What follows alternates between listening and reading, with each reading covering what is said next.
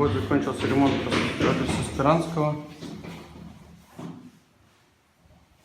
Здесь делали комплексный ремонт, переделку с другой фирмой.